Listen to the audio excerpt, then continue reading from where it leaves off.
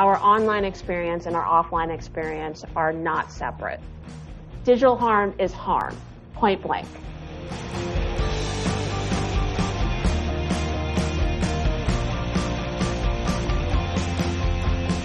Hi everyone, welcome to Think and Resist, conversations about feminism and peace. This podcast is a series that explores how feminism can redefine security and address some of the most pressing challenges of our time. My name is Alison Pitlack, and I work in WILPF's disarmament program. I'm Serene Hamid. I'm in the Women, Peace and Security program. I'm Genevieve Riccaboni, and I work in WILPF's Women, Peace and Security program. I'm really excited about today's episode for many reasons, but also because we have this amazing lineup of expert guests, all women whose work in this area I really respect. And everything that we are discussing today is so topical and so current. News headlines are chock full of stories about different ways in which technology is being misused.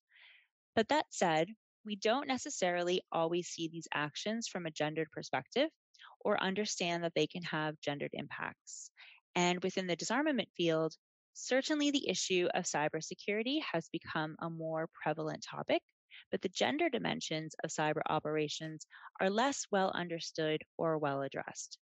And similarly, in the women, peace, and security space, whether that be national action plans or UN resolutions, cyber and digital harms do receive some attention, particularly in relation to human rights, but that is not yet commensurate with the prevalence of the problem. And so in today's episode, we're going to outline what are some of the gender-related risks and harms in a digital world, explore the interplay between offline and online, and examine some of the frameworks and tools from disarmament, from WPS, and from human rights that we have to address these problems. And we have four wonderful guests on this episode: Lucina DiMeco, co-founder of She Persisted; Tara Hairston from the Coalition Against Stalkerware; Anne-Marie Buzatu with the ICT for Peace Foundation; and Verónica Ferrari with the Association for Progressive Communications. So I'm just going to kick things off with a very general open question that each of you are very welcome to respond to. How do gender and gendered social norms impact a person's experience with digital technology or information and communications technologies? Does this at all connect with issues of poor gender diversity within relevant fields of work? Verónica, will you start us off? So to start with, so I imagine listeners will be familiar with this, but as we know, gender is not the same as biological sex. It's a social construct that shapes our actions, our experiences, and perspectives. So from a feminist perspective, on APC is a feminist organization, technology is not neutral. The design of technology, for example, consolidates certain gendered uses and prescribes others. So as we were saying, gender constructs our identities, our roles, our expectations within broader society and within technology. So, for example, as a result, we see the frequent association of technical expertise with men and masculinity. And this ends up creating like a circle with more men working in the ICT industry. So they are the ones developing and producing technology for men users. There is a structural exclusion of women in technological development. But I think that the other thing that is interesting is that other authors said is that once the lens is widened and we include manufacturing, operatives, marketing, sales personnel, secretaries, women works immediately comes into our view. I have the quote here that is called Lisa Nakamura. She talks about how women are the hidden cheap labor force that keeps the internet going and the ICT industry going. What do you think, Tara? So I'm going to start by thinking through the lens of cybersecurity, where there is a definite lack of diversity of perspectives that inform the field. And I think that that is really critical because with that lack of perspective, we're not able to kind of identify what we're trying to protect. We're often kind of focused on either bits and bytes or on hard targets, these sorts of things that we think of through a very militarized or quite frankly, a very masculine perspective. But the reality reality is there's so much more that we experience through the online arena that we have to protect, but we don't necessarily think of it as worthy because of the fact of what we tend to prioritize, because we may be looking at it through a very gendered lens. So I think one of the things that I look at when we're talking about technology misuse is who's at the table making the decisions about what is worthy of security, and what is it that we're talking about when we think about who are the things that we're trying to protect ourselves from. Cybersecurity by definition for its entirety as a field has been focused on these third-party adversaries, these nation states or these nation state adjacent actors who have these high levels of sophistication, and they can target these, banks or critical infrastructure or whatever we try to call those categories of assets that are deemed important. But we never think about, those interpersonal interactions also are worthy of security. And also the fact that they can also present harm, that the person that knows you most intimately can be someone that can cause you as much harm in the digital space as a nation state, and may actually be able to inflict more harm because they know you with that level of intimacy. So I think part of the challenge is thinking through not only having more people in the room, which I think is where a lot of the conversation has been, and that's really important, but also shifting the conversation from just what's worthy of security, but also like expanding that definition or expanding that universe so that we are thinking more holistically beyond third-party adversaries, bits and bytes, and thinking about the more human-centric element of what is interpersonal and therefore could be, I think, a bit more useful of a context for informing this dialogue around technology misuse, that it's not just a matter of what we've all kind of conceived of as worthy of security, but what, is important to all of us and not just some of us. Lucina, what would you like to add? There is no question that our gender identity very much impacts the way that we experience the internet and particularly social media. If we think that according to some studies, over 80% of women all over the world, and in some regions things are actually worse, over 80% on average of women all over the world have experienced or witnessed online abuse in the form of defamation, disinformation, stalking, and so on, harassment of all types, threats. There is no doubt that our gender identity very much impacts the way that we experience the internet. I think it's also important to have a different reflection, though. So it is that the internet and how social media is built impacts social norms in such a way that not only reflects sexism in society, but it really increases it. So what we see happening online really is increasing the frequency and the viciousness of abuse that women face both online and offline, because it normalizes it, it justifies it. If we see however many people attacking a woman online in the most vicious ways without any accountability, there is no doubt that that behavior will be normalized in a way that it wasn't before. Maybe this is a good time to dive into examples a little bit about some of the different gendered impacts on the misuse of technology or of cyber operations. So, we hear a lot about internet shutdowns, we hear about attacks on medical facilities, data breaches, etc. In all of your experiences and the work that you do and that of your organizations, how do you see some or any of these kinds of operations and activities impacting people differently as based on their gender? Or what are some of the gendered dimensions of mis and or disinformation campaigns or surveillance technologies? Overall, we do see that women in politics are attacked more by really organized campaigns, both on the side of abuse and of gender disinformation, really. And I'm going to give a very specific example, which is Annalena Baerbock, that ran for chancellor in the last German elections.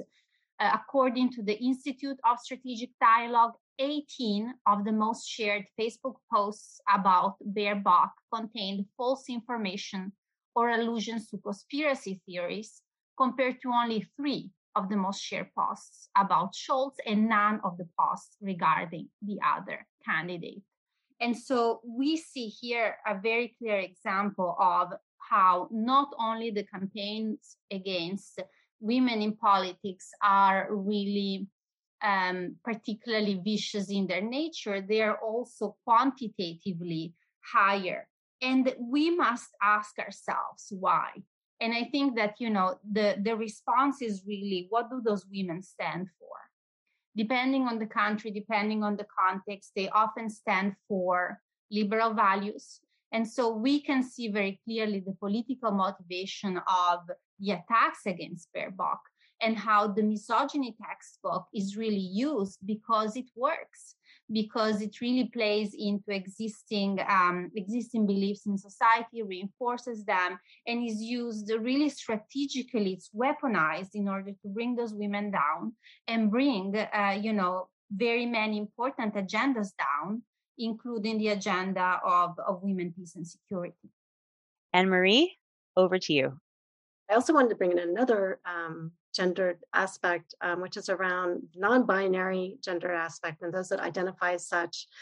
Typically, governments and their policies towards these communities online, websites and online resources that cater to these communities typically are blocked, or otherwise it's difficult for those who identify in the community to access them.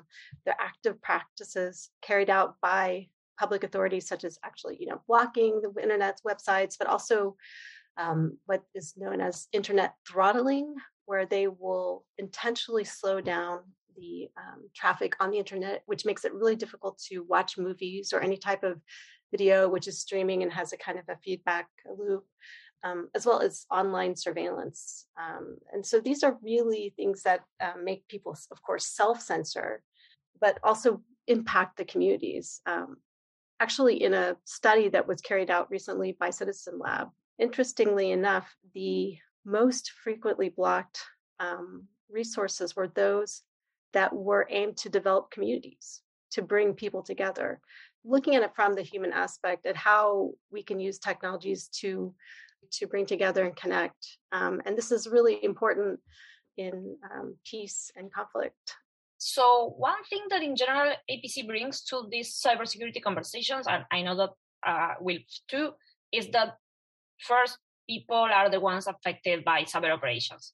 So, and we also have to address the differential vulnerabilities based on gender.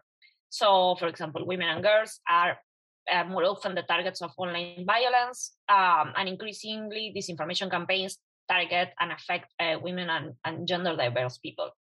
But even if these operations are not targeting people specifically on the basis of gender, they can have more severe impacts based on their gender identity and expressions, because the historical and structural inequalities in power relations, because, gender is about power in the end. For example, internet shutdowns and how internet shutdowns and internet disruptions can create peculiar vulnerabilities for women. And they affect their opportunities to engage in public discussions, in participating in democratic processes, in elections. The experiences of women are affected by shutdowns in terms of their personal safety, their professional and economic development, also affects emotional well-being, education, connectivity. If there is a partial shutdown and people can use mobile data, for example, people may go to public spaces to connect to the internet, university, hotels, cafes. But the thing is, for some women, that may not be a possibility. If a cafe is open from 9 to 5, women may have caring responsibilities. Or in some contexts, women may not be able to afford a cafe. And in some other contexts, it's not safe for women to go alone to some of these places. So there's also this trend of internet disruptions in the context of elections and political demonstrations. And during this period, there is research on that. women could be more likely targeted with sexual and other forms of violence.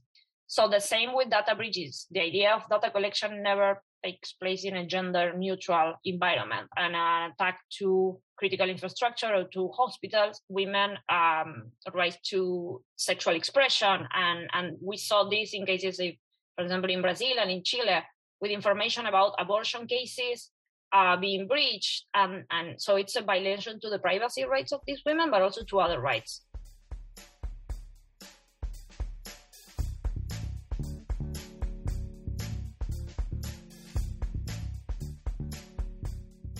About where is the peace and disarmament community in all of this, and particularly when we're talking about maybe more state-to-state cyber operations, the kinds of things that we're hearing about in the context of the war in Ukraine.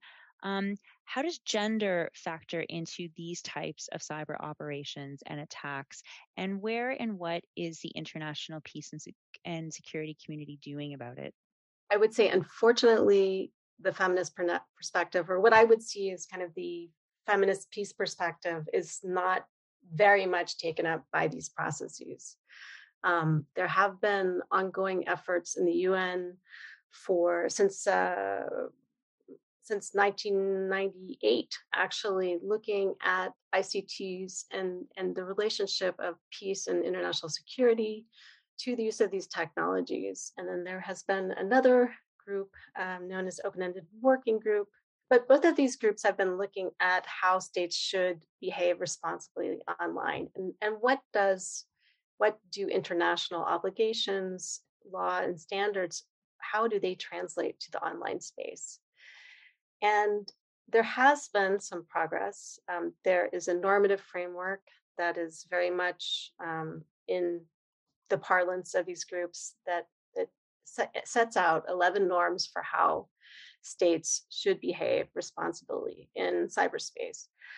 However, they do not have really a gendered lens at all. They're focused primarily on things that are important for all of us, including things such as protecting critical infrastructure and trying to prevent conflict.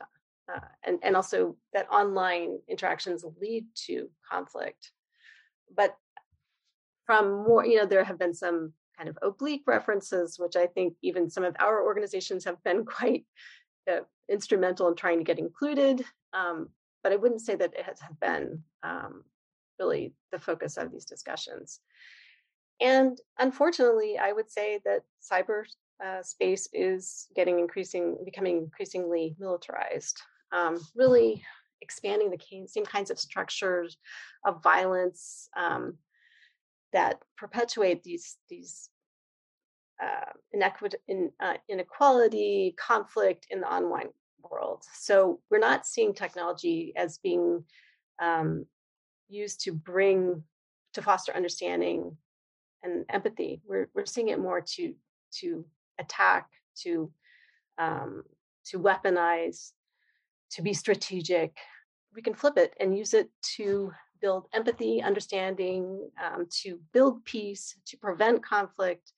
And this is where I would like our communities to really put more attention into and to really focus on, because these technologies can be forces for good. They can be used to help those that are enemies understand each other better. Are there any positive ways in which technology is being used by women peacemakers, for example, to better facilitate their work? Can you give us any examples from the different members of APC? I know there's lots and lots of good stuff going on. I'm on your website quite a lot. Can you tell us some more about what all is happening? We've been talking about the bad side of technology for a while now in the podcast, but the digital technologies can offer like a unique and enabling space for the exercise, an enjoyment of rights, and mainly if we're thinking about rights to association and mobilization, and people may be able to take part in online mobilizations, and they may be not able to do it, in person.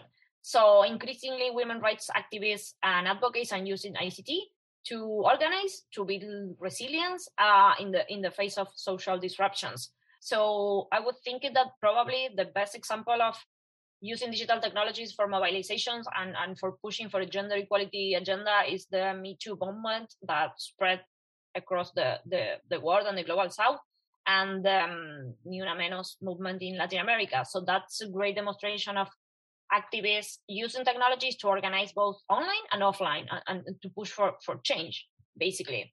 And I also wanted to mention other experiences with technology that is also really connected with one of APC key areas of work, what are like experiences of feminist infrastructure and community networks. So these are communities building their own connectivity solutions and in which technologies can be reappropriated and creatively used.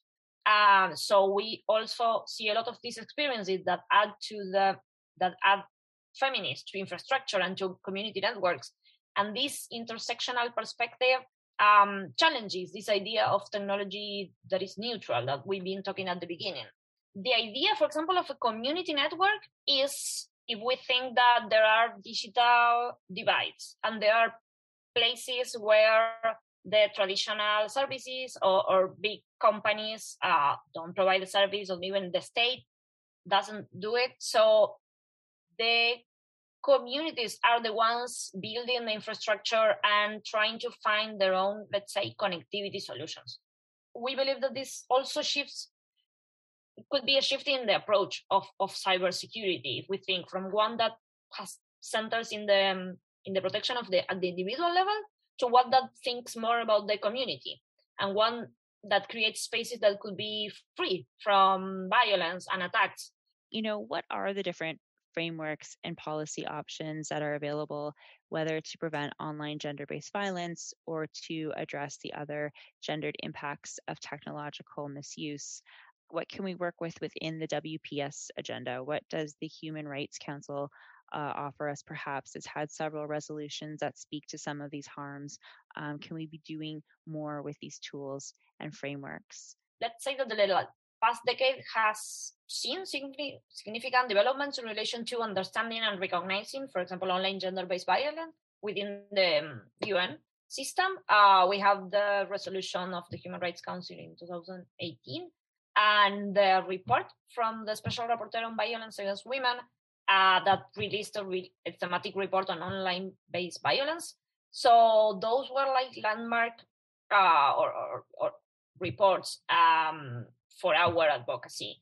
And the same with other UN resolutions, the Beijing Declaration and Platform for Action, the 2030 Agenda for Sustainable Development. So in our view, these are key tools and frameworks for civil society organizations and advocates to draw upon at the national level. So those could be a source of information. This could also help to establish policy at the national level with coherence with other states. And this could also help to hold states accountable in their efforts to tackle online gender-based violence or other human rights online issues. And we also work at the national level with our members. At APC, we advocate for holistic solutions and multidimensional approaches. So we believe these different strategies should also take into consideration how different forms of discrimination intersect and can intensify the experiences of online gender-based violence. More specifically, we don't believe that laws or new legislation regarding online gender-based violence is sufficient. So we advocate more for a holistic approach that also takes into account digital literacy and other issues. For example, providing women better access to justice, training of judicial operators. Also, companies have a big role to play in these solutions. If we think of so much organizing of freedom fighters and activists and feminist activists all over the world, there is no doubt that technology can be an empowering tool and should be. Technology is here to stay. The internet is here to stay. Social media is here to stay. Those are just facts, and in many ways they can be used for good. We just need to make sure that they are designed in such a way that, in fact, it does not produce consequences that are harmful towards anybody, and particularly we have seen them being harmful towards certain groups of people like women and minorities. We can and should use all kinds of frameworks that are available. If we think about the UN or other overall international bodies, there have been the G7 Internet Safety Principles that talked about overall important set of principles to consider for technology, came out a couple of years ago. The UN model on business and human rights is something that can be used and, is interesting to think of as a framework for tech companies. Overall, we do see also some countries and regions going ahead and taking a bolder approach, for example, than in the US when it comes to establishing social media standards and regulations in many ways. And so, for example, in Europe, the Digital Services Act is being negotiated. In the UK, there is the Online Safety Bill. And we do see positive progress in that direction, again, coming at this point in time from Europe.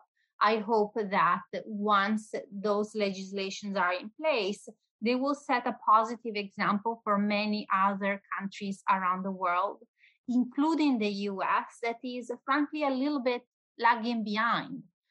It's lagging behind, I think, because of a misunderstanding of freedom of expression, as if anything that's regulating or setting standards for the internet or social media would impinge on people's freedom of expression without a clear understanding of the reality.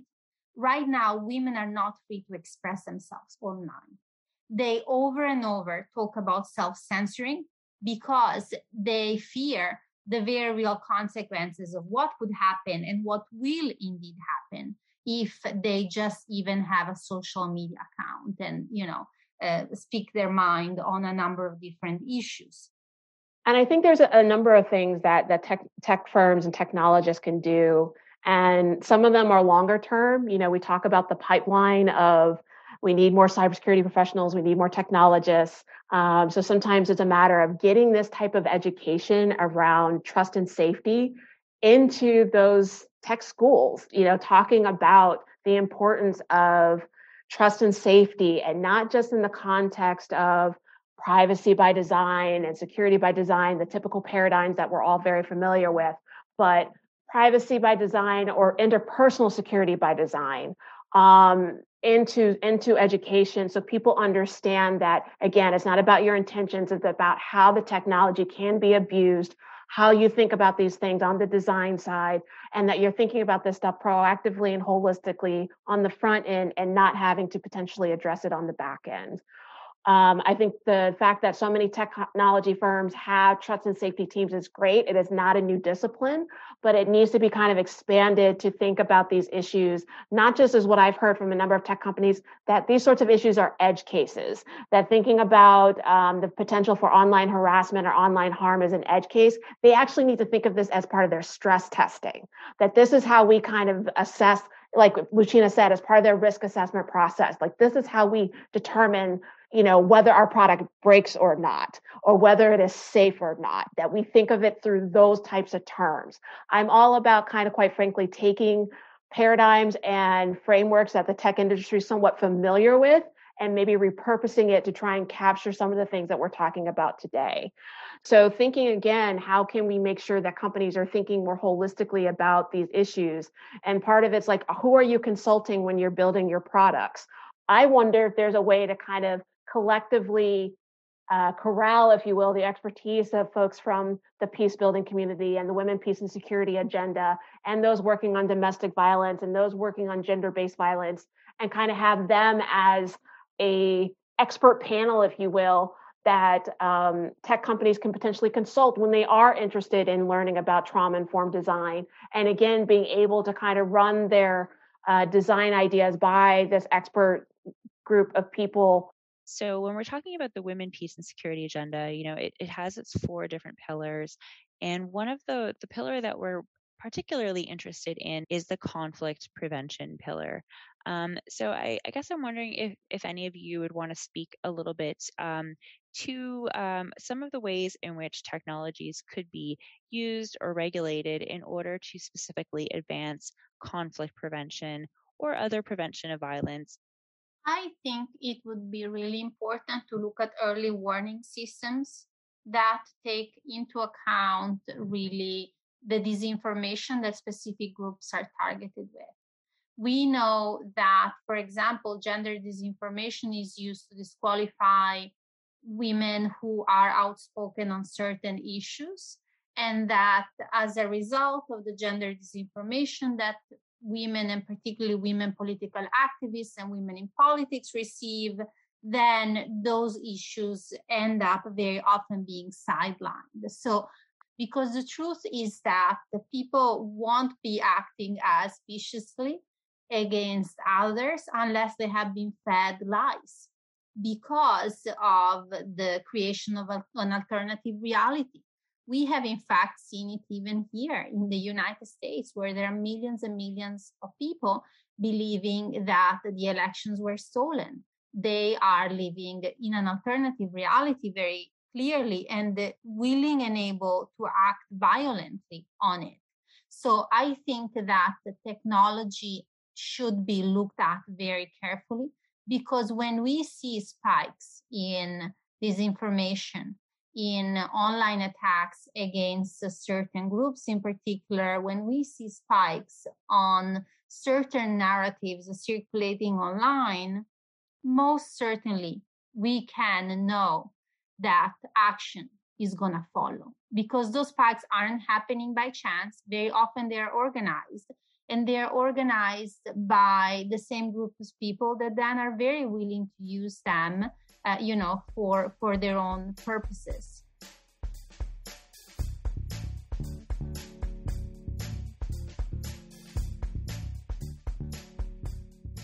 What are some trends in the field that those of us who do not work regularly on technology and its gendered aspects need to keep an eye on in the coming years, and which actors are playing a role here?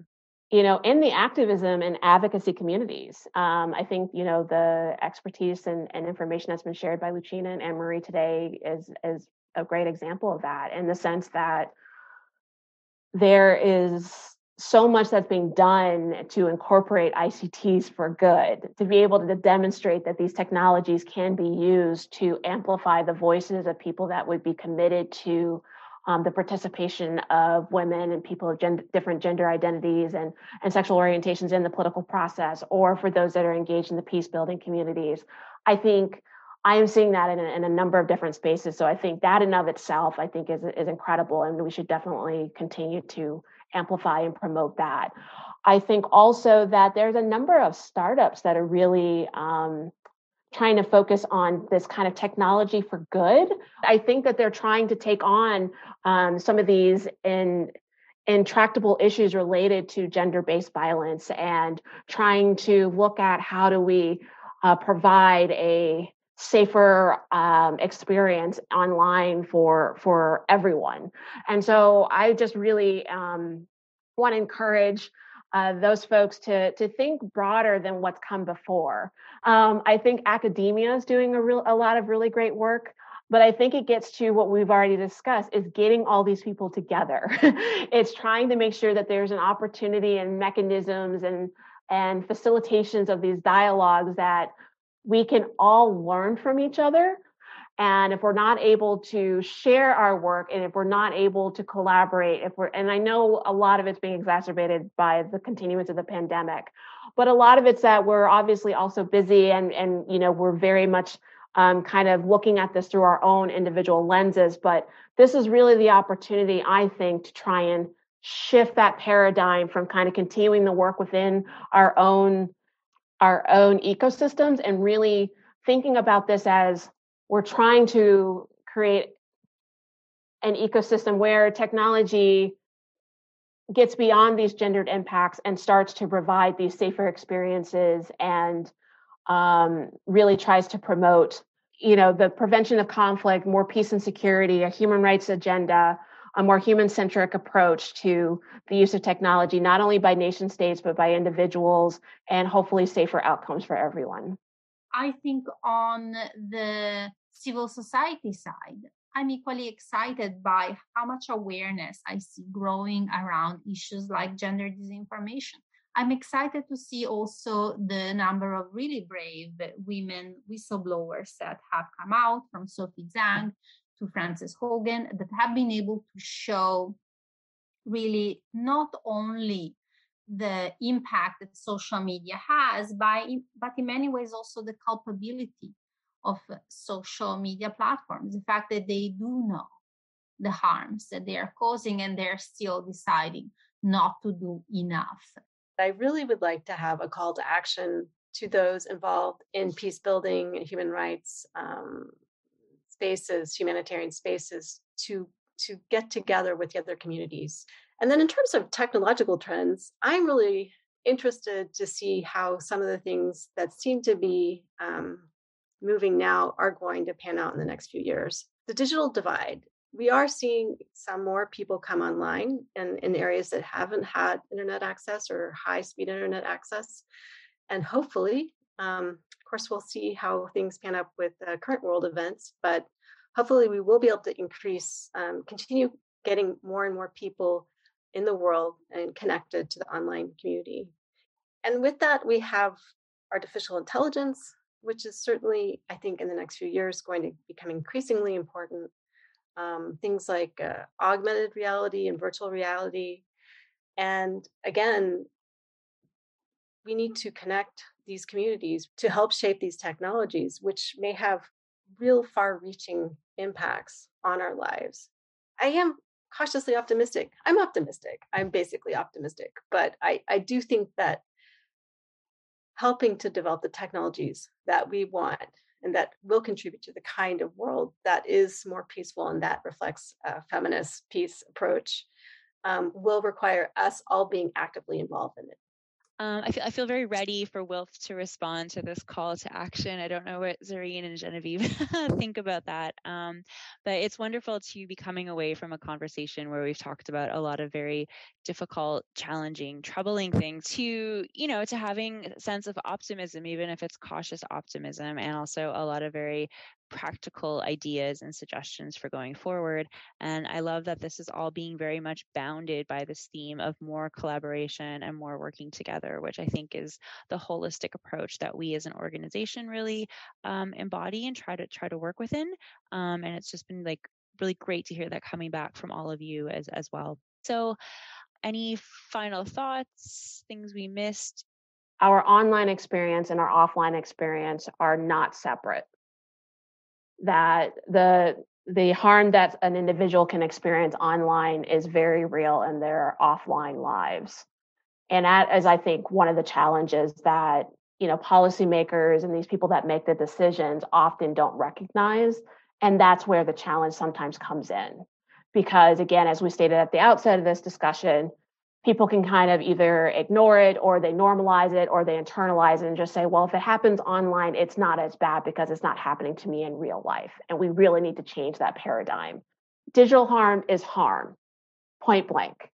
And that is, I think, the message that, as we start to hopefully collaborate more, as we hopefully are participating in these discussions, as Lucina said, that we start to really communicate to these policymakers, these decision makers, these technologists, the activists, the advocates, is that harm is harm. And that it doesn't matter where it occurs. If it's harm, it's something that needs to be addressed. If there's an opportunity for good, we need to work at that.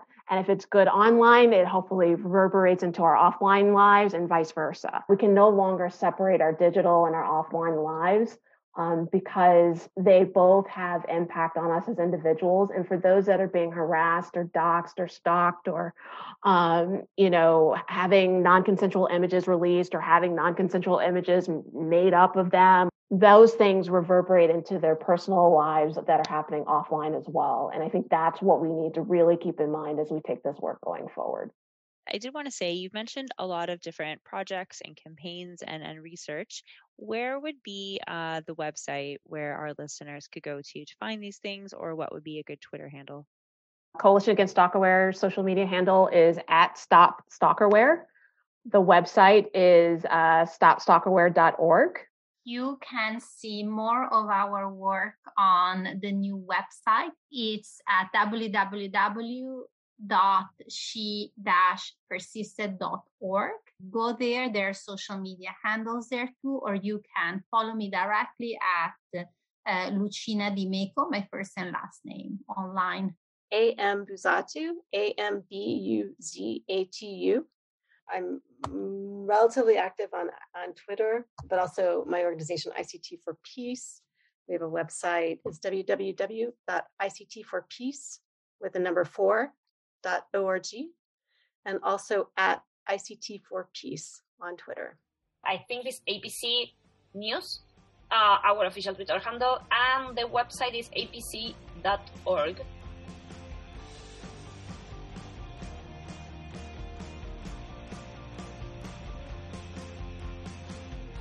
Thank you all very much for coming on the show and sharing your expertise with us. This is a complex and constantly evolving field, so it's really great to hear from experts such as yourselves. Thank you also to our listeners for following along with us today. Please subscribe, rate, like, and review wherever you get your podcasts, and share this episode with your colleagues and friends. We have new episodes coming out every week. You can learn more about WILPF on our website, www.wilpf.org, and follow us on socials at WILPF. Next week, we'll be talking about an issue that truly affects the whole world, the climate emergency. More attention is being paid to how climate change and armed conflict are and will relate to each other as the climate crisis becomes more dire. But are these discussions focused on the right things? What is a feminist perspective on climate and security? Find out more next week.